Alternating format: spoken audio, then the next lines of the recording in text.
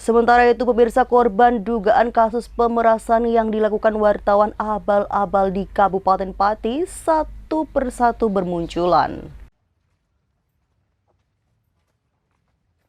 Tengah marak pelaku kejahatan yang mengatasnamakan profesi wartawan, melakukan pemerasan di sejumlah SPBU di wilayah Kabupaten Pati.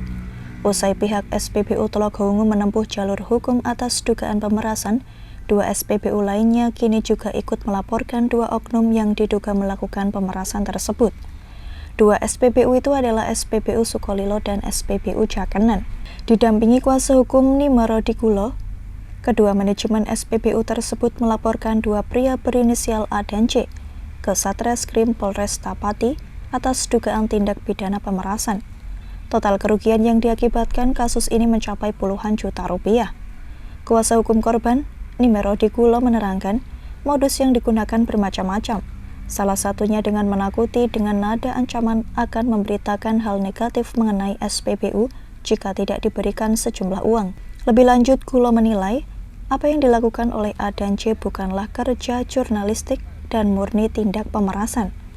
Terlebih kedua orang tersebut tidak tercantum di Dewan Pers.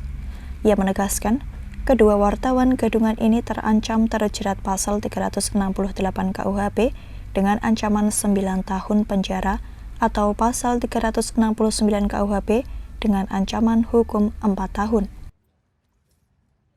Kita melaporkan dugaan tindak pidana pemerasan lagi yang korbannya ada inisial Y dan inisial K yang SPBU di Sukolilo dan di Jakenan.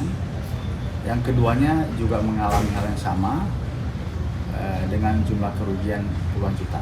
Kalau sudah ada pemerasan itu tidak pidana, apalagi diduga keras bahwa yang bersangkutan ini bukan wartawan beneran. Setelah dicek di pusat ternyata tidak terdaftar beliau-beliau ini. Nah ini kan jelas-jelas di luar, sekalipun dia katakan dia wartawan, tetapi tindakan meminta uang dengan menakut-nakuti orang, mengancam orang akan membuat berita di koran, itu adalah sebuah kejahatan sebagaimana diatur di dalam pasal 368 dan 369 Kitab Undang-Undang Hukum Pidana.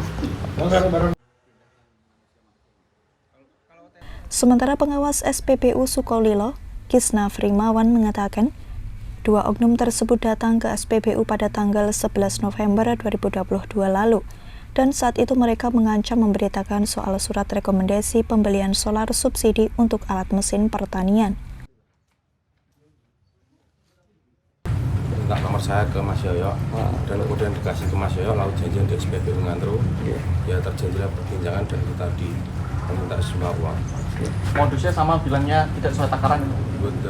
Kalau itu ya mau bikin berita tentang SPBU kami terkait pembelian solar di Desa Baleyadi gitu. Dengan ancaman, Mas, ya? Iya, dengan ancaman mau merilis berita.